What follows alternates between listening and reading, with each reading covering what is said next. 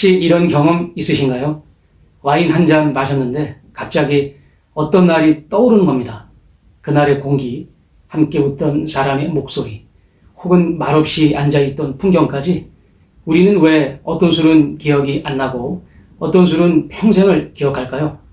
오늘 이야기할 주제는 바로 기억과 와인입니다. 와인은 단지 마시는 술이 아니라 시간을 저장하고 감정을 간직하는 매개체가 되곤 합니다. 어떤 와인은 첫 향만 맡아도 특정한 날의 감정이 되살아납니다.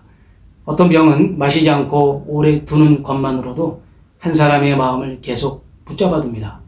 오늘은 기억을 담은 와인들에 대한 이야기를 실제 사례와 함께 쉽게 풀어드리겠습니다.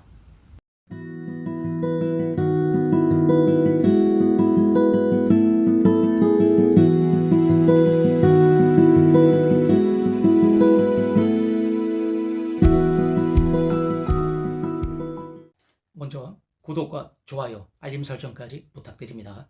여러분의 응원이 힘을 나게 합니다.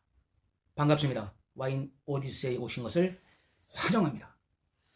FIC 한국 와인기사단 김동준 총사령관입니다.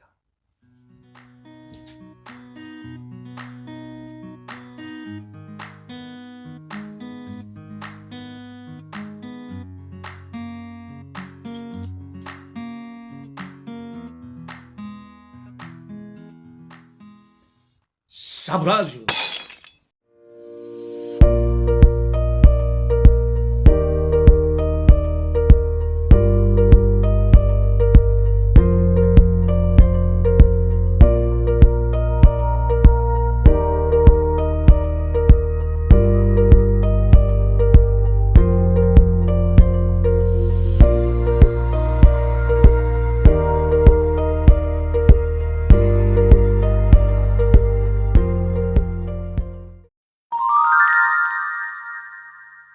우선 과학적으로 보면 후각은 인간의 감각 중에서 기억을 가장 강하게 자극하는 감각입니다. 어떤 향을 맡았을 때 그 냄새와 함께 과거의 감정이나 상황이 불쑥 떠오르는 경험 해보신 적 있죠? 와인은 바로 이 기억의 감각을 자극합니다. 예를 들어 오래된 오크통에서 숙성된 와인의 냄새는 서재의 오래된 책 냄새처럼 느껴지기도 합니다. 딸기향이 강한 로제 와인을 맡으면 어릴 때 마셨던 딸기 우유가 떠오르기도 합니다. 와인은 이렇게 우리 뇌 속에 숨어있던 감정을 불러내고 그 순간을 되살리는 감각적 기억 장치가 됩니다. 다음은 사람들이 와인을 왜 마시지 않고 보관하는가에 대한 이야기입니다. 많은 분들이 특별한 날 받은 와인을 마시지 않고 몇 년씩 간직하곤 합니다. 그날의 기분을 기억하고 싶어서, 혹은 함께 마시고 싶은 사람이 있어서일 수도 있습니다.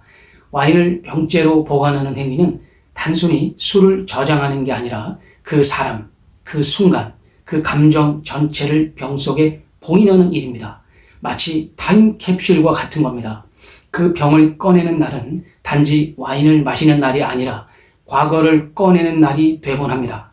물론 숙성이 되어 맛이 깊어질 수도 있겠지만 진짜 깊어지는 건 기억과 감정일지도 모릅니다. 간혹 이런 와인도 있습니다. 함께 마시자던 사람이 더 이상 이 세상에 없고 그 병은 절대 열 수 없는 약속이 되어버립니다. 와인을 마시지 않고 간직하는 이유는 때론 기억을 꺼내기 위해서가 아니라 기억을 깨뜨리지 않기 위해서일 때도 있습니다. 와인에는 항상 빈티지, 수확한 해가 적혀 있습니다. 그런데 재미있는 건 사람들 역시 나의 해를 가지고 있다는 점입니다. 내가 태어난 해, 결혼한 해, 첫 아이가 태어난 해, 회사를 창업한 해, 이 해의 와인을 찾아서 마시거나 그 병을 간직하는 사람들이 생각보다 많습니다. 빈티지는 단순한 숫자가 아니라 인생의 한 페이지입니다. 그 와인은 그 페이지를 다시 꺼내 보여주는 열쇠가 됩니다. 예를 들어 아이가 태어난 해의 와인을 보관하고 있다가 그 아이가 성인이 되는 날 함께 마시는 것, 정말 상징적이고 감동적이지 않습니까? 사실 프랑스에서는 결혼 10주년을 기념해 보관해두는 와인. 스페인 리오와 지방에서는 아이가 태어난 해의 그랑 리제르바를 결혼식 날 오픈하는 문화도 있습니다. 와인은 어떤 의미에서는 미래를 기다리는 술이기도 합니다. 미국 대통령 오바마의 취임 만찬에서는 더콘 메를로가 제공되었습니다. 이 와인은 그의 시대를 기억하는 상징이 되었고 지금도 많은 사람들이 그 시절을 추억하며 이 와인을 찾는다고 합니다. 와인이 개인의 기억을 넘어서 시대의 기억을 담는 술이 되기도 합니다. 사람들은 와인을 마시고 이거 뭐지? 하고 이름은 잊어버려도 누구와 마셨는지는 절대 잊지 않습니다. 첫사랑과 함께 마신 스파클링 와인, 아버지가 생전에 건네주셨던 진한 레드와인, 오래된 친구들과 웃고 떠들며 나눴던 생기 넘치던 화이트 와인, 그 와인의 이름은 잊었어도 그 와인을 마셨을 때의 온도, 분위기, 감정은 그대로 남아 있습니다. 그래서 어떤 와인은 사람을 기억하게 만드는 도구가 됩니다. 그 사람과의 시간, 그 밤의 공기, 그날의 표정까지 함께 떠오르게 합니다. 실제로 영국 찰스 왕세자는 자신이 태어난 해의 포트 와인을 오랜 시간 보관해 두었다가 결혼식 날 개봉했다고 알려져 있습니다. 화가 피카소는 생일마다 샤도 마고를 주문했고 김연아 선수는 소치 올림픽 직후 받은 1990년 빈티지 샴페인을 금메달을 따면 열겠다고 말하기도 했습니다. 이처럼 와인은 단지 추억의 술이 아니라 기억을 위한 약속이기도 합니다. 작가 어니스트 헤밍웨이는 제2차 세계대전 당시 종군 기자로 이탈리아 전선에 있었습니다. 그는 그곳에서 자주 마시던 끼안띠 와인을 통해 전쟁의 피로와 감정을 달래곤 했습니다.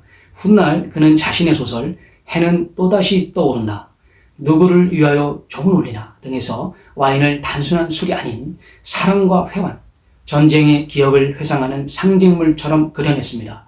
그에게 와인은 단지 음료가 아니라 문학과 기억을 연결해주는 감정의 매개체였던 겁니다. 역사상 가장 유명한 사랑을 위한 왕이 포기 사례 중 하나가 윈저 공작 에드워드 8세의 이야기입니다. 그런데 여기에 사랑의 샴페인이 연결되어 있습니다. 1936년 그는 영국 국왕으로 즉위한 지 불과 11개월 만에 퇴위합니다. 이유는 단 하나, 이혼 경력이 있던 미국 여성 윌리스 심슨과 결혼하기 위해서였습니다. 즉 왕위를 버리고 사랑을 선택했습니다. 그리고 그녀와 사랑을 시작한 1934년 빈티지 샴페인을 보관했고 생전 마지막 생일에 그것을 열었다고 합니다. 그 병에는 단지 샴페인의 기포만 있었던 게 아니라 버릴 수 없는 기억과 한 시대의 로맨스가 담겨 있었습니다.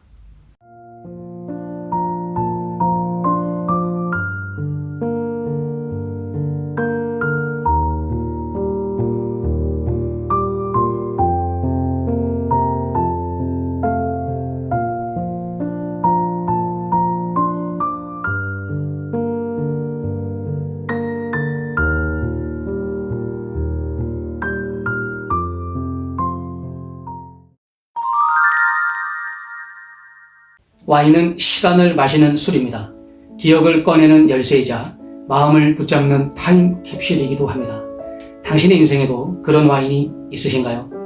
이름은 잊었지만 향은 남아있는 와인, 지금은 없지만 병은 아직 남아있는 와인.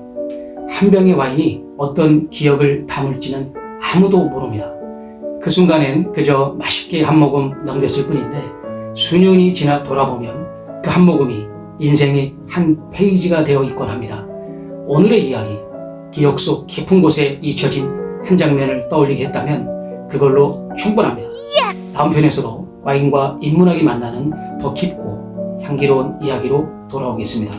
와인 어렵지 않죠? 감사합니다. 다이상가 포도주를 위하여. 와인을 좀 더 깊이 배우고 싶으신 분이나 강의 그리고 클래스에 관심 있는 분들은 영상 설명란에 있는 이메일로 편하게 연락 주시면 됩니다. 와인은 인생입니다.